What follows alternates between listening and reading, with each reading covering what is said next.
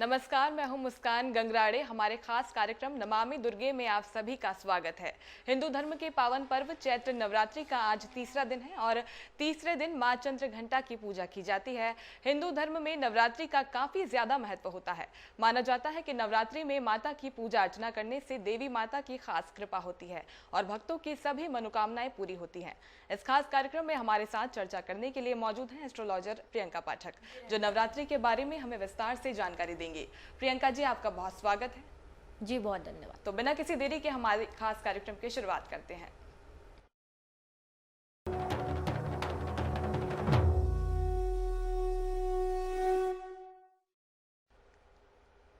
नवरात्रि के 9 दिनों तक मां दुर्गा के अलग अलग स्वरूपों की पूजा की जाती है। आज तीसरे दिन माता के तीसरे रूप मां चंद्रघंटा की पूजा की जाएगी। तो प्रियंका जी, हमारे दर्शकों को बताएं कि मां चंद्रघंटा की उपासना और आराधना कैसे करनी चाहिए, किसी तरीके का भोग लगाना चाहिए, इस दौरान किन बातों का ध्यान रखना चाहिए प्रियंका जी?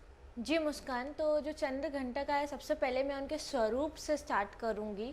जो नवरात्रि के अगर आप एक एक दिन को उस तरीके से उनके स्वरूप के साथ समझेंगे तो बहुत ही ज़्यादा आपको नवरात्रि का महत्व भी समझ में आएगा और उन स्वरूपों की क्या धारणा थी और उनके पीछे की क्या कथा थी वो भी आपको समझ में आती हुई नज़र आएगी।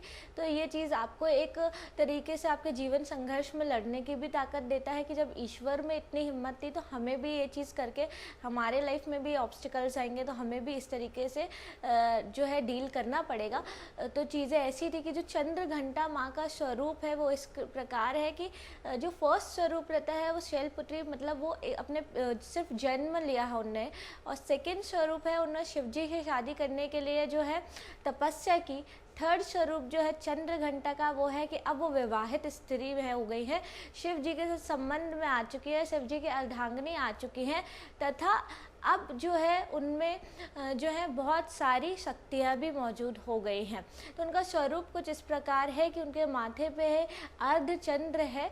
इनको जो है इनको सारी शक्तियाँ जो प्रदान की गई हैं वो ब्रह्मा विष्णु महेश तीनों द्वारा प्रदान की गई हैं। राक्षसों या जो है जो बहुत ज़्यादा प्रताड़ित कर रहे थे लोगों को, उनके लिए इनको बनाया गया। उनके लिए इनको तीनों जनों ने, ब्रह्मा विष्णु महेश ने अपनी शक्तियाँ प्रदान की। उसके बाद इन्होंने युद्ध किया।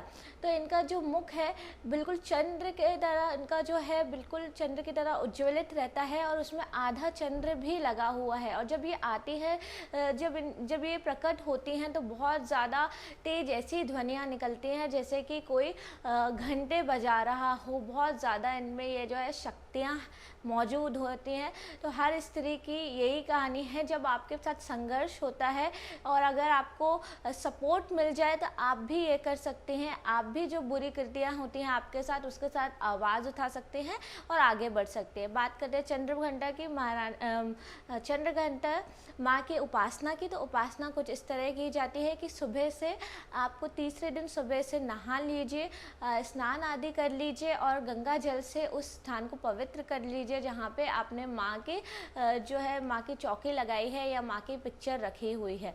उसके बाद वहाँ आपको चंद्रघंटा माँ का बीज मंत्र का पाठ करना है या दुर्गा चालीसा भी कर सकते हैं। दुर्गा सप्तशती का जो लोग उपास रह रहे हैं वो कर रहे होंगे तो वो कंटिन्यूशन में करते हुए बस चंद्रघंटा माँ के लिए एक उनका बीज मंत्र का पाठ कर लीजिएगा तो ज़्यादा आपके लिए अच्छा होता हुआ नज़र आएगा। ये जो माँ है आपको साहस प्रदान करती हैं। तो जिन भी चीज़ों में साहस की कमी हो रही है, कुछ ऐसी चीज़ें हो रही हैं जो काम नहीं बन रहे हैं और शायद हमारी हिम्मत नहीं जुट रही है कुछ फैसले लेने की, तो इनकी पूजा करिए, उनसे हिम्मत आएगी, आपको मोटिवेशन मिलेगा और आप आगे बढ़ते हुए नज़र आएंगे। बात रहती है इनके भोग की, तो इनका भोग जो है बहुत ही सरल है। इनको माँ चंद्रघंटा माँ को भोग में आप खीर जो है चढ़ाइए, कुछ इस तरीके से कुछ चीज़ें मीठा इनको चढ़ाइए तो इनको ज़्यादा भोग जो रहता है पसंद आता है ये चीज़ों का। तो ये चीज़ ध्यान रखिए। इनके साथ आपको जब भी पूजा करते हैं तो क्षमा याचना करना बहुत अनिवार्य है, क्योंकि ये शक्ति का रूप है। बहुत जल्दी गुस्सा होते हैं, तो पूजा कर रहे हैं तो ये ध्यान दीजिएगा कि कोई त्रुटि ना हो उसमें। अगर किन्हीं मंत्र उच्चारण का जो पाठ कर रहे हैं उसमें उच्चारण में अगर आपकी कमी आती है तो उसकी वजह से भी जो पूजा है आपको उसका फल नहीं मिलता है या भंग हो जाता है, या आपके लिए नेगेटिव परिणाम लेके आएगा। तो ये शक्ति रूप है, जो है गुस्से वाला भी रूप है। तो इस चीज़ को ध्यान रखने के करना है इनकी पूजा। और आखिरी में इनकी पूजा के जो है क्षमा याचना ज़रूर करनी है। तो क्षमा याचना करेंगे तो आपकी जो भी त्रुटियां हुई हैं पूजा में, वो सारी जो हैं त्रुटियां माफ़ की जाएंगी और आपको जो है व्रत का जो है वो फल आपको मिलता हुआ नज़र आएगा। जी बिल्कुल। तो प्रियंका जी, नवरात्र में वास्तु का कितना महत्व है? पूजा के दौरान वास्तु के किन नियमों का पालन करना चाहिए और इसका कितना लाभ भक्तों को प्राप्त होता है? जी, वास्तु एक अलग चीज़ होती है और नवरात्र में ऐसे अवसर प्राप्त होते हैं हरे कि ऐसे मुहूर्त है, इतने शुभ दिन है ये कि अगर इन चीज़ों में कई चीज़ों से जूझ रहे लोगों के लिए अगर कुछ सरल वास्तु टिप की जाए, सरल वास्तु उपाय किए जाए तो उनके जीवन में बहुत ज़्यादा छोटी छोटी चीज़ों से जो है सफलता मिलने लगती है। तो जिन लोगों को कई चीज़ों की कमी होती है, किसी को धन की कमी आ जाती है, किसी की जो रहती है किसी के घर में एक्सीडेंट दुर्घटनाएं लगातार होती रहती हैं, तो ये नवरात्रि के जो शुभ मुहूर्त हैं इनमें अगर आप काम करेंगे, इनमें अगर आप ये सरल चीज़ें का उपाय करते हैं तो आपके घरों में जो रहती हैं बहुत कुछ चीज़ें सुधरती हुई नज़र आएंगी। ये मुहूर्त ही बहुत शुभ है, इसमें शुभ कार्य करना बहुत ही ज़्यादा अच्छा रहता है। इसके साथ अगर वास्तु मिला दिया जाए, घर का इन्वायरमेंट वास्तु होता है आपके घर का इन्वायरमेंट, और मिला दिया जाए तो चीज़ें बहुत ज़्यादा आपके लिए खुशहाल भी हो सकती हैं। चलिए, तो प्रियंका जी, अक्सर हमने देखा है पूजा के दौरान माता को लाल रंग की चीज़ें चढ़ाई जाती हैं, लाल रंग की चीज़ों से इनका श्रृंगार किया जाता है, तो लाल रंग का क्या महत्व है? जी, लाल रंग आप देखेंगे मुस्कान, तो लाल रंग जो है वो अपने आप में एक चीज़ का प्रतीक है, वो है सक्सेस का, शक्ति का प्रतीक होता है। तो जिन लोगों के घरों में जो है उनको सक्सेस नहीं मिल रहा है और नेम फेम नहीं मिल रहा है, बहुत काम करने के बाद भी जो है उनका नाम नहीं होता है, तो उनके लिए ऐसी जो रहता है, उनके लिए जो मंत्र रहता है, उनके लिए जो उपाय रहता है वास्तु का, वो ये रहता है कि उनको जो है लाल रंग का जो चौकी रहती है, तो माता के लिए जो कपड़ा बिछाएं वो भी लाल रंग का बिछाएं। और जो अपने घर के बाहर है उसमें जो मेन गेट पे है, अगर रोली से, वही माँ को जो तिलक लगाते हैं वही रोली से अगर आप अपने मेन गेट के बाहर जो रहता है स्वास्तिक बना देते हैं तो आपके ग्रह दोष तो नाश होते ही होते हैं, साथ ही साथ जो है आपको सक्सेस भी बहुत ईजिली मिलने लगती है। तो लाल रंग का जो है ये महत्व होता है कि ये बहुत ज़्यादा आपको शक्ति प्रदान करता है, नाम कराता है, सक्सेस कराता है। तो ये इसका अगर आप नवरात्र में ये टिप करते हैं कि रोली चंदन से मेन गेट पे अगर लेके देते हैं, स्वास्तिक बना देते हैं, तो आपके लिए बहुत जल्दी सफलताएं मिलने लगेंगी। चलिए, तो तीसरा दिन है आज, माँ चंद्रघंटा की आज पूजा की जाती है। इस दौरान लाल रंग का भी विशेष महत्व है।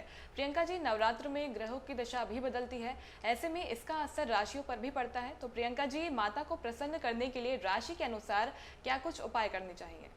जी जी जी, तो जो राशियों के लिए जो रहता है, आपके लिए जो हर एक राशि पे हर एक ग्रह का जो है अपना अपना जो रहता है, अलग अलग जो रहता है वो उनका मंत्र रहता है। अगर इस मंत्र का वो पाठ करते हैं, प्रत्येक जन अपनी राशि के अनुसार जो है पाठ करता हुआ नज़र आएगा, वो बहुत उनके लिए ये नवरात्र जो रहेगा बहुत सिद्ध होता हुआ नज़र आएगा। पूरे नवरात्रि आपको 9 दिन तक एक ही मंत्र का जाप करना है, 11 बार करना है या 108 बार करना है। ये अपनी राशि अनुसार अगर आप करेंगे तो आपके लिए जो ज़्यादा चीज़ें जो रहती हैं, ज़्यादा सफलता मिलती हुई नज़र आएंगी। आपकी राशि के हिसाब से जो आपके प्लैनेट्स हैं वो इन मंत्रों के साथ जो है अपना संयोग बनाएंगे और आपको सफलता की ओर लेते हुए जाएंगे। तो मेष राशि के लिए जो मंत्र है वो ये है, आपको शिव और शक्ति दोनों की उपासना करनी है नवरात्रि। तो आपके लिए छोटा सा मंत्र है, ओम नमः शिवाय या ओम दुर्गाय नमः का अगर आप पाठ करते हैं, ओम शक्ति नमहाय का पाठ करते हैं, तो आपके लिए जो आपके जीवन में अड़चने आ रही हैं वो बहुत जल्दी सुलझती हुई नज़र आने लगेंगी। वृषभ राशि के जातकों के लिए जो आराधना का मंत्र है वो उनके जो प्लैनेट रहते हैं, वृषभ राशि के शुक्र प्लैनेट, उसको जो रहता है पावर करता है और आपके जीवन में लग्जरी लाता है। जो लग्जरी के जो सुख आपको नहीं मिल रहे थे किन्हीं कारणोंवश, तो वो मिलते हुए नजर आएंगे। तो ये मंत्र का आप पाठ कीजिए। तो आपके लिए है ये ओम मातंगी नमः, ओम मातंगी नमः का पाठ कीजिए, या सर्व मंगल साधिके शिवे सर्वादि साधिके शरण्य त्र्यंबके गौरी नारायणी नमस्तुते का अगर आप पाठ करते हैं तो ये भी आपके लिए उतना ही फलदायक लगेगा। आपके जीवन में जो है लग्जरी आने लगेगी, ऐशो आराम आपके जीवन में और बढ़ जाएंगे, जिनके जीवन में इन चीज़ की कमी हो रही है। मिथुन राशि के जो जातकों के लिए जो मंत्र है वो है ओम शिव शक्तियाय नमः।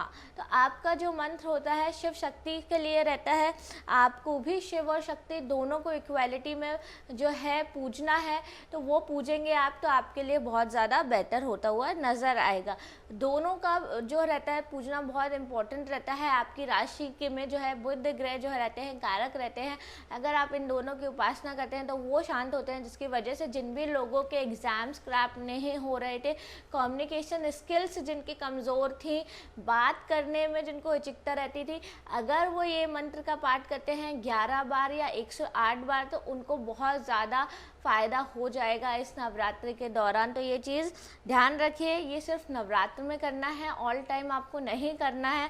ये अवसर आपको, ये मुहूर्त, ये टाइमिंग आपको बहुत संयम से मिलते हैं, बहुत संयोग से मिलते हैं, तो इनका जितना फ़ायदा उठा लिया जाए उतना अच्छा रहता है।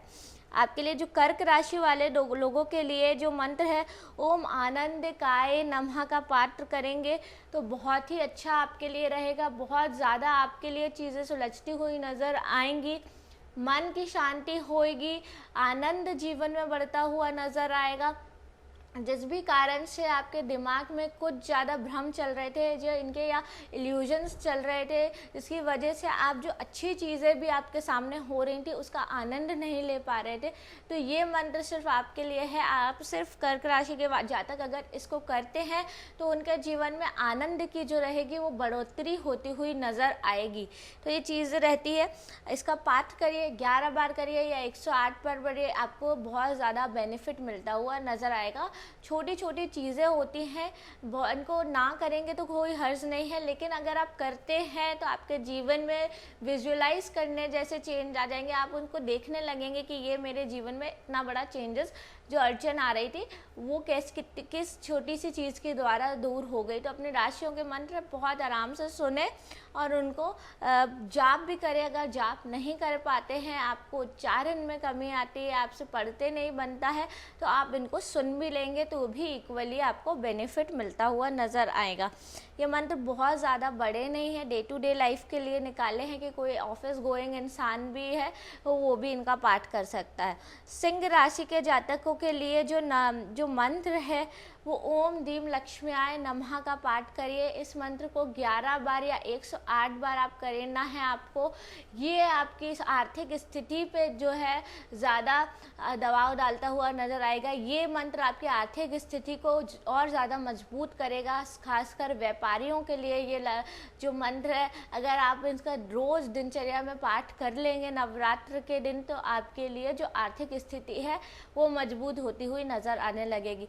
वहीं जो लोग इन्वेस्टमेंट करते हैं शेयर मार्केट में, जो पैसे लगाते हैं या कहीं पे भी जो पैसे लगाते हैं, कहीं पे भी उनके मनी का इन्वेस्टमेंट होता है या लोन में करते हैं या किसी के एंजल इन्वेस्टर बनते हैं, ऐसे लोगों के लिए भी अगर ये मंत्र का पाठ करते हैं तो आर्थिक स्थिति पे जो रहती है और मजबूत होती हुई आपकी नज़र आएगी। और जो आर्थिक जो सुख आप भोग नहीं पा रहे थे किन्हीं कारणवश, जो आपका कहीं ना कहीं से पैसा जो फंसता हुआ नज़र आ रहा था, वो चीज़ जो रहेगी आपको बहुत ज़्यादा आपको फेवर में करती हुई नज़र आ जाएगी। तो ये चीज़ का ज़रूर से करिएगा।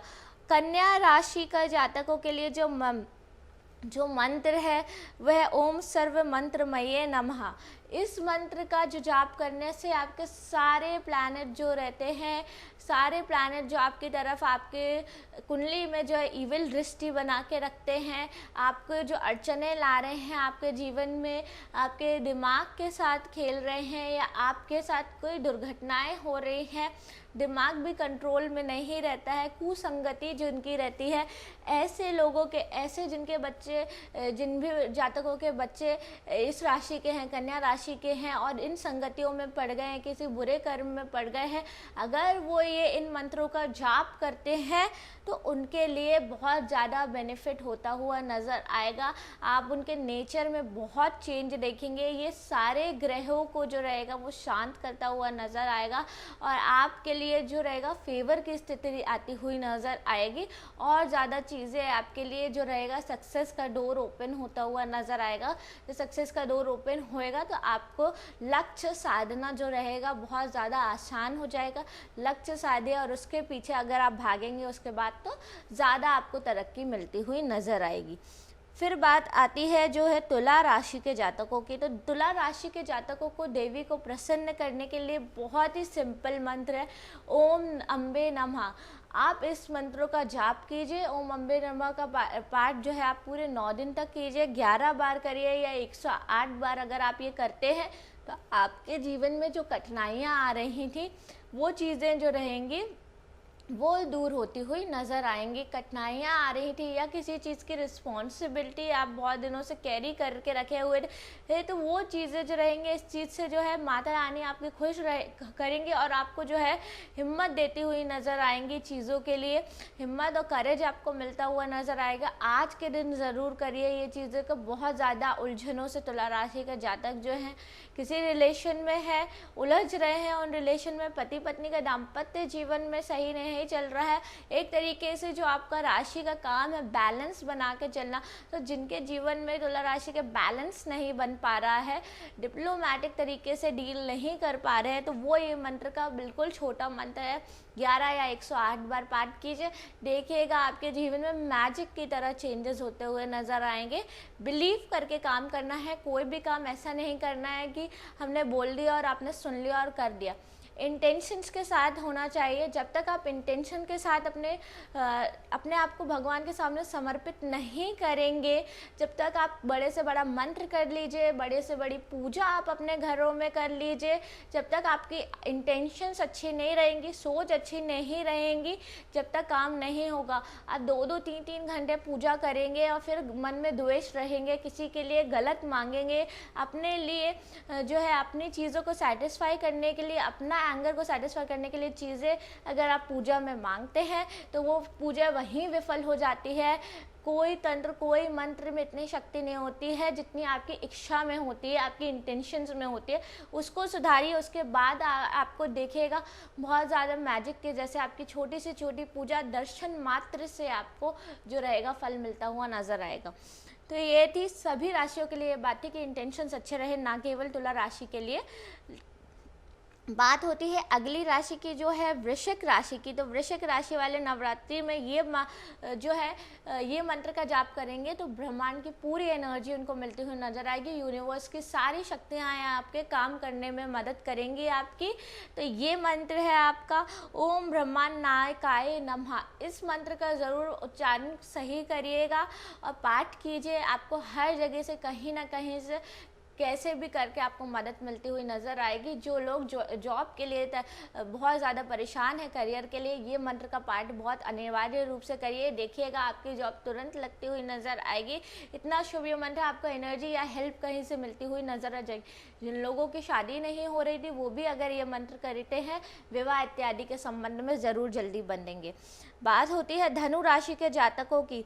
धनु राशि के जातकों के लिए भी अगर नवरात्रि के ये अवसर को शुभ बनाना है तो आपके लिए जो मंत्र है ओम विद्या लक्ष्मी आय नमः।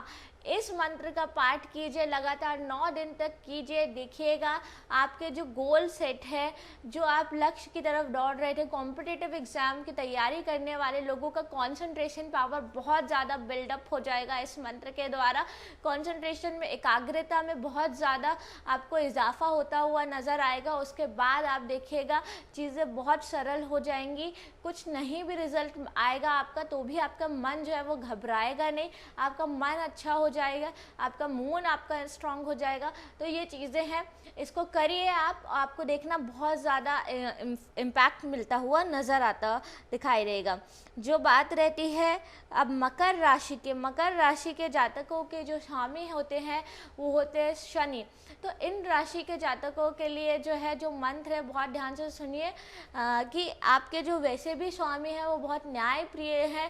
तो इन मंत्रों का आपको जब ये पाठ करें तो छल कपट ना करें, किसी के साथ किसी का काम हो रहा है तो करा दीजिए, चुपचाप बैठे रहने का। अगर आपके सामने कुछ गलत हो रहा है किसी के साथ तो उस चीज़ में भी आपको पॉइंट आउट करिए।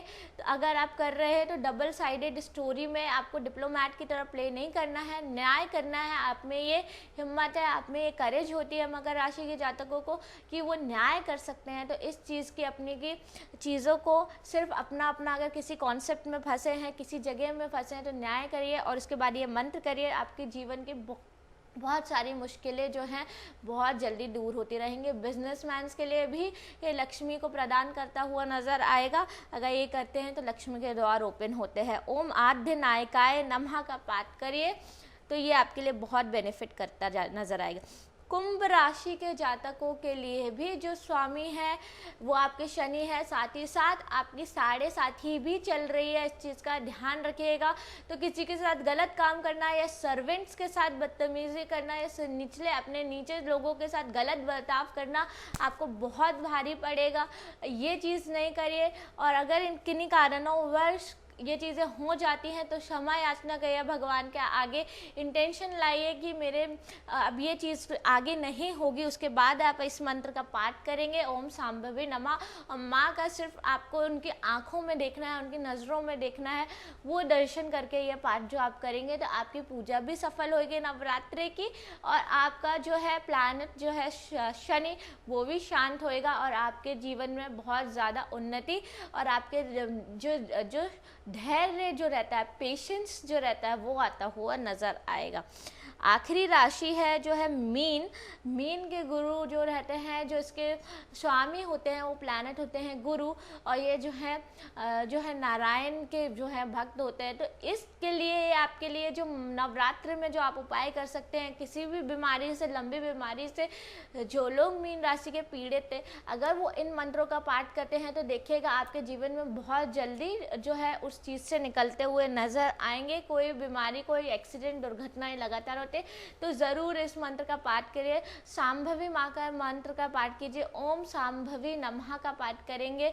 इंटेंशंस के साथ करना है, 11 बार या 108 बार करना है, कोई ज़्यादा बार नहीं करना है। आप कितने भी ऑफिस जा रहे हैं, वर्क कर रहे हैं, बिजनेसेस में जा रहे हैं, मीटिंग्स में जा रहे हैं, लेकिन इतना छोटा सा 5 मिनट्स का टाइम आप अपने लिए निकाल सकते हैं। ये टाइम निकालिए, ये आपको बहुत ज़्यादा फेवर करता हुआ नज़र आएगा। ये करेंगे तो ये सारी राशियों में जो है ग्रह जो रहेंगे माँ की कृपा से शांत होंगे और आपको उनकी कृपा मिलेगी। बिल्कुल। तो माँ चंद्रघंटा को कैसे प्रसन्न करें, कैसे उनकी उपासना करें, इन सभी चीज़ों के बारे में आज हमने बात की। वास्तु के हिसाब से कैसे उनकी उपासना करें, साथ ही मंत्रों का उच्चारण, किन मंत्रों का उच्चारण करना चाहिए, सभी हमने आज बात की। प्रियंका जी, अपना कीमती वक्त हमारे साथ साझा करने के लिए बहुत बहुत शुक्रिया आपका।